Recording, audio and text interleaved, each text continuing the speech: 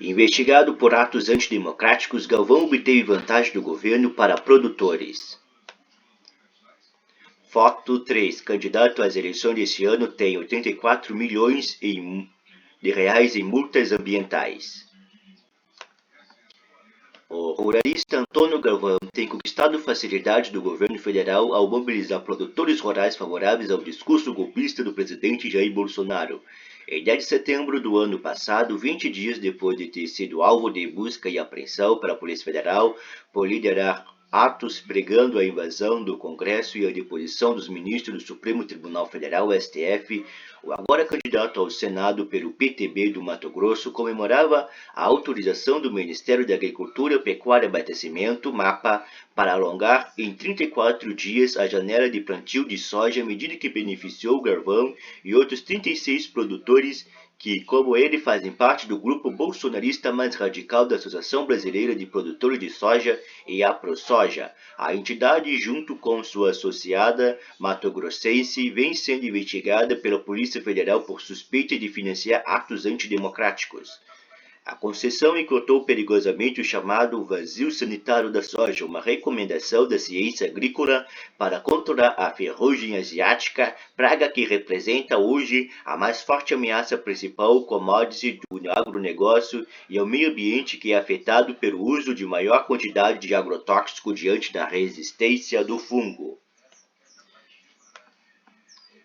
Até a publicação da Instrução Normativa do MAPA, que avocou a prerrogativa do governo estadual sem contestação do governador Mauro Mendes, a soja era semeada desde 2015 entre 16 de setembro a 31 de dezembro, seguindo regras científicas aplicadas pelo órgão estatal sanitário do estado. Com nova medida, a semeadura se estendeu até 3 de fevereiro, permitindo que Galvão e outros 36 produtores usassem a janela ampliada para produzir. A mudança do calendário do plantio mostra que as relações entre o governo Bolsonaro e o grupo radical do agro, bem além das afinidades ideológicas extremistas, são feitas também mediante o provável toma lá da cá, ou seja, os atos de apoio à campanha pela reeleição têm contrapartida nas medidas que facilitam a vida de um reduzido grupo de produtores. Nos 6 anos em que vigorou o calendário organizado pelos órgãos sanitários estaduais, aceito pela quase totalidade dos mais de 7 mil filiados à própria ProSoja Mato Grosso, Galvão tentou adequá-la aos seus interesses à base de pressão, colocando a entidade nacional, da qual se licenciou em maio para disputar a eleição, no centro do conflito com o Ministério Público Estadual e outras 3 instituições, entre as quais está a Embrapa, que recomenda o calendário como a única alternativa de combate à ferrugem asiática. Não é o que pensa Galvão. Conforme relatou a agência pública, uma fonte que pediu anonimato numa audiência com o Procurador-Geral de Justiça de Mato Grosso, José Antônio Borges Pereira, em promotores do meio ambiente, o pecuarista foi truculento e intransigente. Vou plantar e acabou, é assim e assim será. Teria reagido ao insurgir-se contra o embargo imposto pelo MP ao plantio além do período do calendário. Antônio Galvão conseguiu autorização do MAPA para alterar calendário sanitário da soja. Antes das mudanças impostas pelo MAPA, o MTP Mato Grosso ingressou com 14 ações de improbidade administrativa contra Galvão e os produtores que reintegram o seu grupo por desrespeito ao meio ambiente e risco ao próprio agronegócio diante da possibilidade da expansão da praga. No Tribunal de Justiça de Mato Grosso, por iniciativa do PT local, tramite também uma ação direta de inconstitucionalidade ADI, pedindo o retorno do calendário sob o argumento de que as constituições estaduais e federais conferem ao governo estadual a prerrogativa legal de definir as normas sanitárias para o plantio da soja. Galvão brigou muito no estado para alterar o calendário e perdeu. Depois levou a bandeira para a ProSoja Nacional e conseguiu mudar a política do MAPA, disse a promotora de justiça Ana Luísa Peterlini, responsável pela área ambiental do Mato Grosso, do MP Mato Grossense, é o retrocesso. A praga não respeita fronteiras e a única alternativa eficaz para combatê-lo é o vazio sanitário, respeitando as regras recomendadas pela ciência, afirmou. Segundo a promotora, as infrações são praticadas por um pequeno grupo ligado a Garvão. Os órgãos sanitários identificaram o plantio irregular de 83 unidades de produção espalhadas por 46 municípios, responsável pelo plantio irregular de um total de área com pouco mais de 8 mil hectares. Uma pequena fração se compara com os 10 milhões de hectares dedicados ao cultivo de soja no estado, distribuído entre mais de 14 mil lavouras. Foi justamente da propriedade de 37 produtores que se constatou a presença mais severa de ferrugem, que fora do controle pode se propagar causando queda entre 10% e 20% da produção, com reflexo fortemente negativo do PIB local. O governo lavou as mãos. Embora tenha apoiado o impacto entre as entidades orientado ao Instituto de Defesa Agropecuário de Mato Grosso, INDEA, a garantir barreiras de proliferação da praga, o governador Mauro Mendes, União Brasil, apoiador de Bolsonaro, aceitou sem questionar as regras do mapa. O governador lavou as mãos, diz a promotora. Nos bastidores, Mendes argumentou a interlocutores que optou por uma posição isenta para evitar encrenca com o presidente que, dias antes da portaria ministerial, às vésperas do feriado da independência, havia recebido Galvão e o grupo de ruralistas e caminhoneiros investigados no inquérito sobre os atos antidemocráticos que correm no STF, sob o crivo do ministro Alexandre Moraes, presidente do Tribunal Superior Eleitoral, TSE. Áudios e vídeos com ameaças do grupo ao congressista e STF foram, aliás, gravados no mesmo período da sede da AproSoja, em Brasília. Investigações da Polícia Federal miram a contabilidade da AproSoja sob a suspeita de que parte dos recursos da entidade e individualmente de seus associados possa ter bancado os atos antidemocráticos. A lei de Galvão figuram como alvos o cantor Sérgio Reis e, entre outros, o deputado Tony de Paula, MDB, Rio de Janeiro, com patrimônio de 14 milhões de reais declarado à Justiça Eleitoral e cerca de 6 milhões de reais em multas pendentes por danos ambientais aplicado pelo IBAMA. Galvão define como o único candidato da direita bolsonarista em Mato Grosso.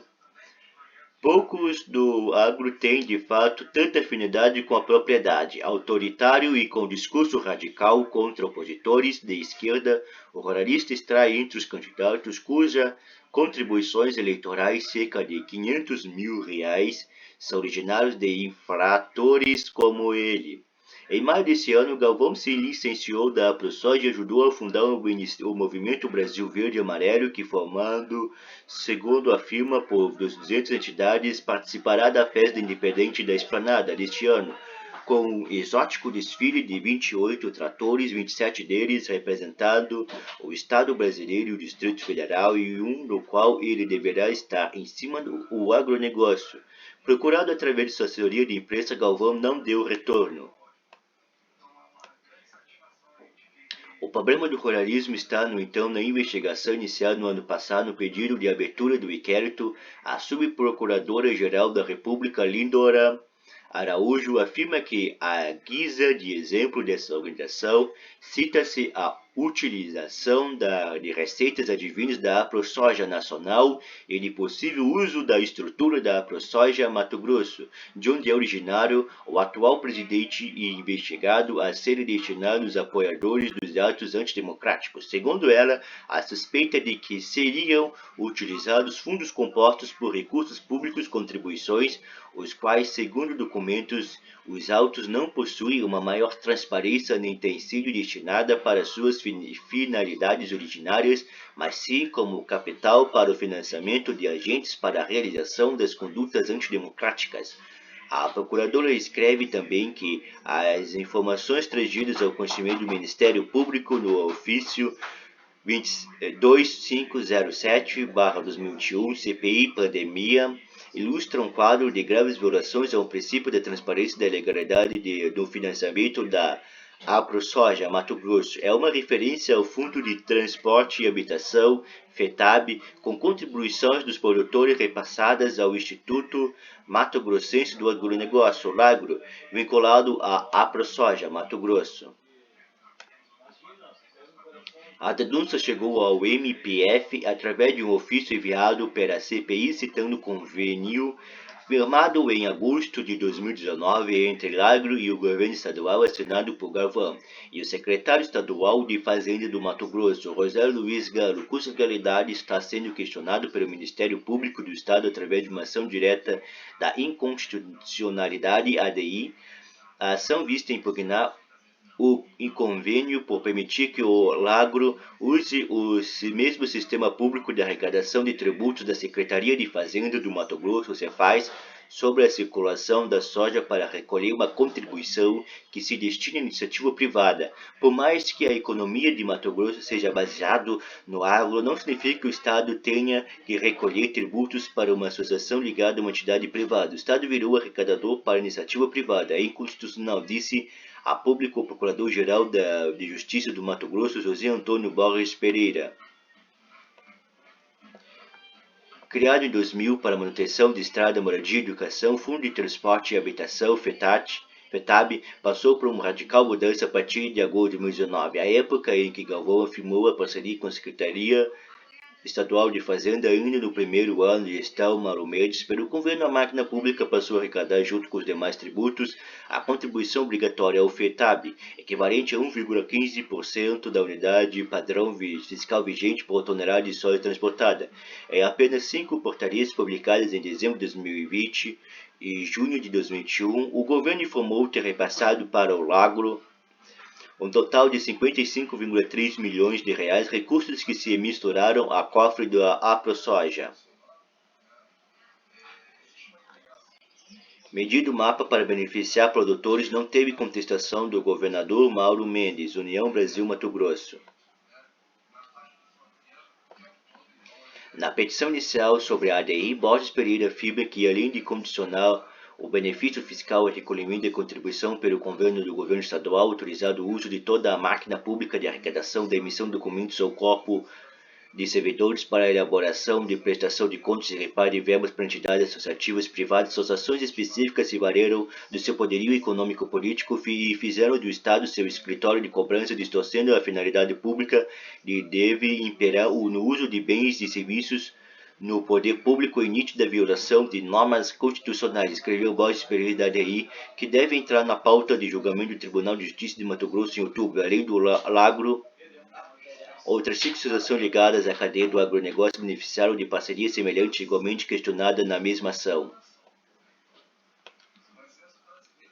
As irregularidades apontadas na ADI foram levadas em conta pela procuradora Lindona Araújo do pedido de bloqueio das contas bancárias de AproSoja, atendido pelo ministro Alexandre de Moraes. Em nota enviada a público por sua assessoria de imprensa, AproSoja Nacional afirma que não participou da organização do movimento de agricultores no 7 de setembro do ano passado, nem deste ano. A entidade não financiou caravanas nem a vinda de produtores a Brasília. Os produtores que vierem farão por conta própria, individualmente, sua participação na entidade, como foi em 2021, diz a nota. Desde setembro do ano passado, quando foi alvo da busca e apreensão em Sinop, no Mato Grosso, Galvão é obrigado a manter distância de 1 km da Praça dos Três Poderes e não pode se comunicar com os demais investigados. Restrições devem limitar sua circulação da esplanada desde 7 de setembro. Segundo uma fonte da Polícia Federal, não há dúvida de que ele, embora licenciado na prática, ainda exerce forte influência da AproSoja e, mesmo tendo se tornado alvo de medidas cautelares, pode influenciar grupos radicais que se dirigem de vários pontos do país para Brasília. Na avaliação da Polícia Federal, os inquéritos que transmite no STF podem inibir este ano eventuais tentativas de ações extremistas pelos mesmos grupos. No 7 de setembro do ano passado, tentaram furar os bloqueios da esplanada para invadir o Congresso e o STF.